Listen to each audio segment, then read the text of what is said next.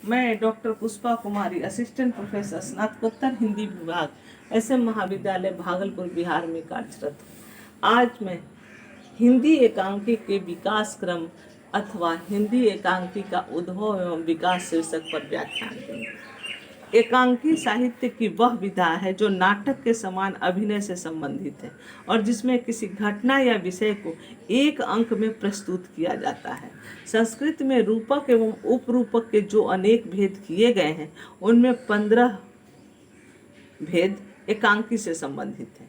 एक अंक वाले इस नाट्य कृतियों को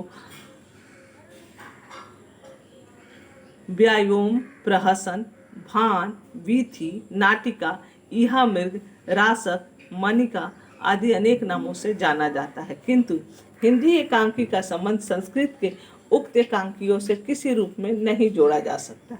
एकांकी 1 एक्ट प्ले पश्चिम में अभिनीत किए जाने वाले उन नाटकों को कहा जाता था जिनमें एक अंक में ही कथा समाप्त हो जाती थी। वस्तुतः इनका प्रारंभिक रूप लघु नाटकों जैसा ही था, किंतु कालांतर में शिल्पगत अंतर आने से एकांकी स्वतंत्र विधा के रूप में प्रतिष्ठित हुई। हिंदी एकांकी लेखन का सूत्रपात करने का श्रेय किस लेखक को मिलना चाहिए, यह एक विवादास्पद प्रश्न है। कुछ आलोचकों ने भारतेंदु बाबू हरिश्चंद्र की एक अंक वाली नाट्य कृतियों अंधेर नगरी, विशस्य विषमोषधम और वैदिकी हिंसा हिंसा न भवती को हिंदी के प्रारंभिक एकांकी माना है, किंतु यह उचित नहीं जान पड़ता, क्योंकि भारतेंदु जी की उक्त नाट्य कृतियाँ संस्कृत के एक अंक वाले रूप को प्रहसन, भान, वीथी आदि के अधिक समीप है और वर्तमान युग की एकांकी कला पर खरी नहीं उतरती। भारतेंदु युग इन प्रहसनों में सामाजिक कुरीतियों पर व्यंग किया गया है। द्विवेदी युगीन लेखकों ने जो नाट्य कृतियाँ प्रस्तुत की हैं, उनमें से कुछ एकांकी के अधिक निकट हैं। डॉक्टर नगेंद्र ने हिंदी एकांकी के विकास का श्रेय श्री जयशंकर प्रसाद को देते हुए उनकी रचना एक घूंट, जो 1929 ईस्वी में प्रकाशित हुई थी, को हिंदी का प्रथम एकांकी स्वीकार किया है।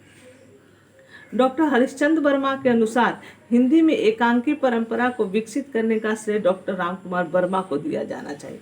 उनका पहले एकांकी बादल की मृत्यु 1930 में प्रकाशित हुई थी। डॉक्टर रामकुमार वर्मा कृत बादल की मृत्यु हिंदी का पहला एकांकी है, जिसमें कल्पना एवं काव्यात्मकता की प्रधानता है।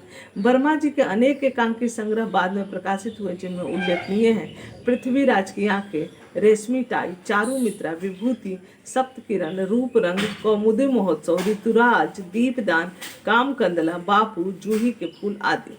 डॉक्टर वर्मा के अतिरिक्त इस काल के प्रमुख एकांकीकारों में भुवनेश्वर प्रसाद मिश्र, सेठ गोविंद दास, उदय शंकर भट्ट, उपेंद्र नाथ अस्क, विष्णु प्रभाकर, जगदीश चंद्र माथुर, लक्ष्मी नारायण मिश्र, चंद्रगुप्त विद्यालंकार आदि उल्लेखनीय हैं।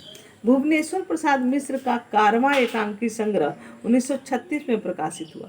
इस संग्रह के एकांकियों पर अंग्रेजी नाटककार इब्सन और शॉ का प्रभाव रहा है, यथा शैतान, मृत्यु, स्ट्राइक, रोशनी और आग, रहस्य रोमांच, तांबे के कीड़े, आदमखोर आदि। गणेश प्रसाद द्विवेदी भुवनेश्वर की परंपरा को आगे बढ़ाने वाले एकांकीकार हैं। गिरजा कुमार माथुर ने कविता के साथ साथ एकांकियों की भी रचना की है। विक्रमादित्य, विषपान, वासव दत्ता आदि उनके ऐतिहासिक एकांकी हैं, तो रस की जीत, शांति विश्वदेवा प्रतीकात्मक एकांकी।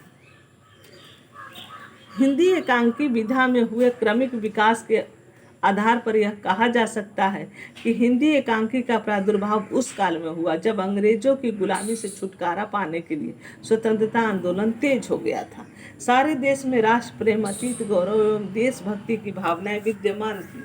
साहित्य के माध्यम से राष्ट्रीय चेतना को जागृत किया जा रहा था। हिंदी एकांकीकारों ने ऐसे समय ऐतिहासिक एकांकियों की रचना करके स्वतंत्रता, स्वाभिमान, जातीय गौरव का पाठ पढ़ाया। रामकुमार वर्मा, जगदीश चंद्र माथुर, हरि कृष्ण प्रेमी, डॉक्टर सत्येंद्र की एकांकी रचना इस कथन के समर्थन हेतु उदाहरण रूप में प्रस्तुत की जा सकती है। एकांकिकारों का दूसरा वर्ग समाज सुधार, नैतिकता, उपदेशात्मकता पर बल देते हुए एकांकी प्रस्तुत करने में लगा रहा। सामाजिक एवं वैयक्तिक समस्याओं को केंद्र बनाकर अनेक समस्यात्मक एकांकी इस काल में लिखे गए। अछूतोद्धार, सांप्रदायिक सद्भावना आदि को केंद्र में रखकर सेठ गोविंद दास जैसे एकांकीकारों ने अनेक एकांकियों की रचना की। कुछ अन्य एकांकीकारों ने स्वार्थी राजनीतिज्ञों, धर्म के ठेकेदारों एवं पदलोलुपों की प्रवृत्ति को अपने एकांकियों के माध्यम से उजागर किया। पीढ़ीगत संघर्ष, वैचारिक मतभेद, दाम्पत्य संबंध, मजदूर आंदोलन, बिखरते संयुक्त परिवार को भी अनेक एकांकीकारों की विषय वस्तु इस काल के एकांकीकारों ने बनाया है। प्रारंभ में लिखे गए एकांकी जहाँ शिल्प की दृष्टि से प्रौढ़ नहीं है, वहीं बाद में लिखे गए एकांकी शिल्प की दृष्टि से उत्तरोत्तर प्रौढ़ होते गए। काव्य एवं शिल्प दोनों में ही निरंतर सूक्ष्मता आती गई है। रंगमंचीयता एवं अभिनयता का ध्यान भी रखा जाने लगा।